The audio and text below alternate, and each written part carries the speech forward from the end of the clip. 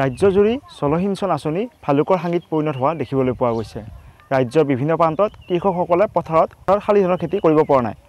ৰাজ্যৰ বিভিন্ন প্ৰান্তত কৃষকসকলে খেতিপথাৰত হাহাকাৰ কৰিবলগীয়া পৰিস্থিতিৰ সূচনা হৈছে, কিয়নো ৰাজ্যত এতিয়া খৰাং বতৰৰ ফলত মই দেখুৱাইছোঁ এখন পথাৰ, এয়া চিপাঝাৰ সমষ্টিৰ এখন পথাৰ, আৰু এনেদৰে চিৰালফাট মেলিছে এই পথাৰত। আৰু এই কৃষকসকলে খেতিত নামিব পৰা নাই। তেওঁলোকৰ যি শালি ধানৰ খেতি, এই শালি ধানৰ খেতি কৰিব পৰা নাই কৃষকসকলে, যাৰ ফলত উপায়ন্ত হৈছে এই কৃষকসকল। এই যি চিপাঝাৰৰ পশ্চিম অঞ্চলৰ কেন্দুগুৰিত 3খনকৈ জলসিঞ্চনৰ আঁচনি আছে, কিন্তু সেই 3খন জলসিঞ্চনৰ আঁচনি এতিয়া বগাহাতীত পৰিণত হৈছে, কিয়নো এই 3খন জলসিঞ্চনৰ আঁচনিৰ পৰা এতিয়া এটুপি পানী নাপায় কৃষকসকলে। আৰু এই আঁচনিকেইখন এতিয়া হাবি জংঘলে আৱৰি ধৰিছে।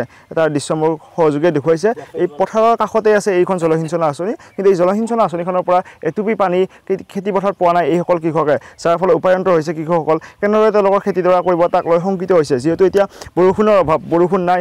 যি জলসিঞ্চনৰ আঁচনি 3খনকৈ বনাইছিলে এই গাঁওকেইখনত, কিন্তু এখনো আঁচনি এতিয়ালৈ কাৰ্যক্ষম হৈ থকা নাই। তাৰ পৰিপ্ৰেক্ষিতত এনেদৰে শংকিত হৈছে কৃষক ৰাইজ। মোৰ সৈতে আছে স্থানীয় কৃষকসকল, মই তেওঁলোকৰ সৈতে কথা পাতিবৰ কাৰণে যত্ন কৰিম। এই আঁচনিসমূহ আপোনালোকৰ এই স্থানত কেতিয়া বনাইছিলে, বা আঁচনি বনোৱাৰ পিছত আপোনালোকে পানী পাইছেনে নাই পোৱা? এইটো 85 চনতে আৰম্ভ কৰিছিলে ফাৰ্ষ্ট এজিপি চৰকাৰ দিনত। তাৰপিছত পানী দিয়া নহ'ল। কোনোবাই কয় চাকৰি লাগে, চৰকাৰেও হেঁচা নিদিয়ে, এনেকৈ এটুপিও পানী আমি এতিয়ালৈকে পোৱা নাই। আঁচনি আছে ইয়াতে 3খন আছে, এখনৰ পৰাও পোৱা নাই এতিয়ালৈ, এটুপাও পোৱা নাই আৰম্ভণিৰ পৰাই। আন একাংশ যুৱক আছে, মই কথা পাতিব যত্ন কৰিম। আপোনালোকে খেতিডৰা কৰিবলৈ পোৱা নাই পানীৰ অভাৱত? হয়।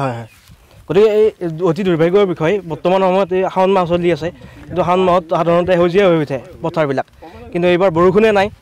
বৰষুণ নহ'লেও চৰকাৰে আচলতে জলসিঞ্চন আঁচনি যিহেতু ৰাখিছে, তাৰ অধীনত আমি সুবিধা লাভ কৰাৰ কথা আছিল, কিন্তু এইবিলাকে কামেই কৰা নাই। আপোনালোকে দেখিছে যে এইবিলাক বিকল হৈ আছে বৰ্তমান সময়ত। কেইখন আঁচনি আছে আপোনালোকৰ গাঁওখনত? 3খন আছে। এখনো পানী নাপায়? নাই।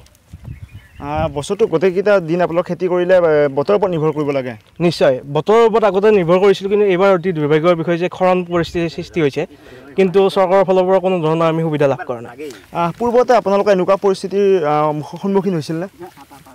আগতে বহুত হোৱা নাছিল বাৰু, 2-এবাৰ হৈছিল, কিন্তু এইবাৰ এতিয়া আমি আপোনালোকে নিজে দেখা পাইছে, আমি এতিয়া চেণ্ডেল পিন্ধি পথাৰত আছোঁ, কিন্তু এতিয়া গৰু ছাগলী দেখা পাইছে আপোনালোকে, কিমান গৰু ছাগলী মানে পথাৰত আছে। গতিকে জলসিঞ্চন আঁচনিটো তাৰমানে একো কাম নাই। কোনে চাকৰি কৰে, কোনে থকা ৰুম পৰ্যন্ত বান্ধি দিছে, ঘৰবোৰ আপোনালোকে দেখা পাইছে, তাত কোনো এজন চাকৰি কৰা মানুহ দেখা নাপায়। মানে পানী দিব লাগে নে কিবা দিব লাগে, একো খাই খবৰ নাই, একটুকো পানী পোৱা নাই, আৰু মানুহ আমি দেখাই নাপাওঁ। যিহেতু আপোনালোকে খেতিৰ ওপৰতে নিৰ্ভৰ কৰি জীৱিকা নিৰ্বাহ কৰে, বা খেতিৰ ওপৰতে আপোনালোকৰ জীৱন আৰম্ভ হয়, এইবেলি যদি আপোনালোকে খেতিডৰা কৰিবলৈ নাপায়, কেনেদৰে জীৱন নিৰ্বাহ কৰিব? এতিয়া সেনেকুৱাই মগনিয়াত পৰিব লাগিব, আৰু মগনিয়াত পৰিব লাগিব। গতিকে আপোনালোকে জানেই এইবিলাক কথা, আৰু তেওঁ আমাক সুধিছে, আমিও এতিয়া ক'ব লগাত বাধ্যতা। গতিকে এতিয়া এই মগনিয়াত পৰিব লাগিব যায়, এনেকৈ আমি বতৰক চাওঁতে পানী যোগান থাকিও আমি বতৰক চাওঁতে এতিয়া বৰ্তমান শাওণৰ আজি 2 তাৰিখ পৰি গ'ল।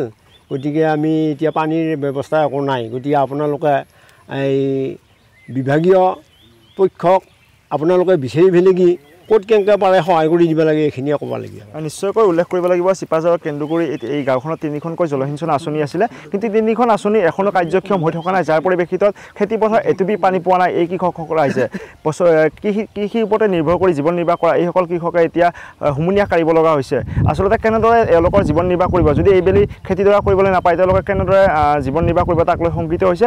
চৰকাৰে এই ক্ষেত্ৰত গুৰুত্ব দিব লাগিব। যিসমূহ জলসিঞ্চন আঁচনি আছে, এই আঁচনিসমূহ কাৰ্যক্ষম কৰাৰ ক্ষেত্ৰত চৰকাৰে গুৰুত্ব দিলে এইসকল কৃষক উপকৃত হ'ব বুলি জনাইছে।